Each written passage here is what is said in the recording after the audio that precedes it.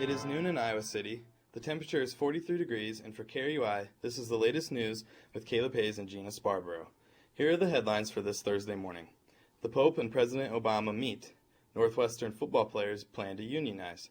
Japan's longest-serving death row inmate is released. President Obama and Pope Francis met for the first time this morning at the Vatican.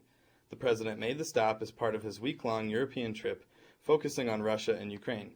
Some of the topics the Pope hoped to discuss were the Obama administration's stance on abortion and contraceptives. While the Catholic Church and the president have strongly different views, the president said he's an admirer of the Pope. The last time President Obama visited the Vatican was a 2009 meeting with Pope Benedict.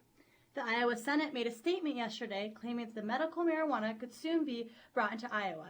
Senator Jack Hatch confirmed that the Senate is working on a proposal that would allow people who suffer from seizures or who obtain a prescription from an Iowa doctor to bring medical marijuana into the state. While efforts to legalize medical marijuana failed to get a floor vote this year, in the past few days, a group of senators, including 5 Republicans and 5 Democrats, have been working together to strengthen the fight to legalize medical marijuana in Iowa. The Iowa City metropolitan area is proving its growth yet again.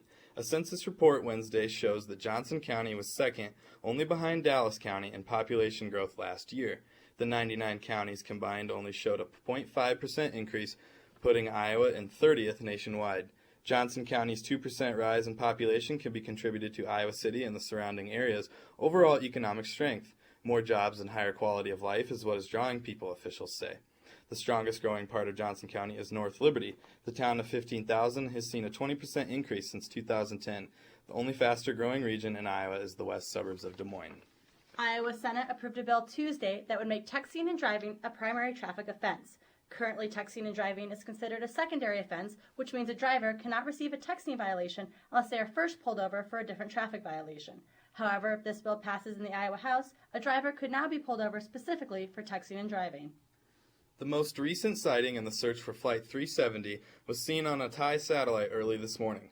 More than 300 objects were spotted floating in the southern Indian Ocean near the area where French satellites saw similar pieces.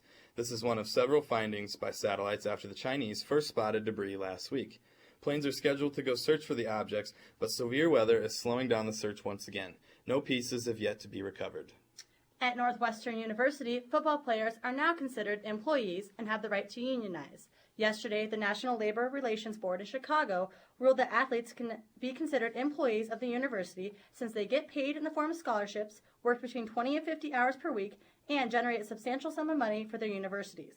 Players now plan to seek better medical coverage, additional 4-year scholarships, and even the possibility to be paid to play. This ruling is surrounded in controversy, and Northwestern has said it plans to appeal. The longest-serving death row inmate in the world has been released from prison. After 48 years in Japanese prison, Iwao Hakamada has been proven innocent after investigators said evidence was tampered with. 30 years of his sentence were spent in solitary confinement for the crime, which resulted in the murder of a family of 4. Hakamada was a retired boxer who had just taken a new job at a factory where the father of the family killed was a manager. He was tortured and interrogated for 20 days, resulting in a confession he later said was false. The prosecutors are set to appeal his release. Are you happy to be a Hawkeye?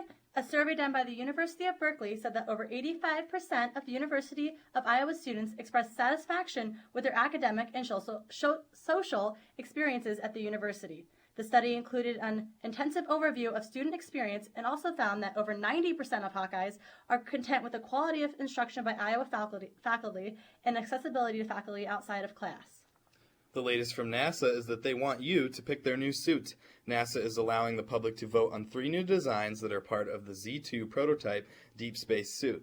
Differences in the suits are mostly visual, including one that is being compared to the Tron Legacy movie suits. The first Z prototype suit was compared to the suit of Toy Story's own Buzz Lightyear. The poll will be closed on April 15th. Finally, a quick look at the weather forecast for Iowa City. Right now the temperature is 43 degrees, and for KRUI, this is Gina Sbarbaro and Kaleb.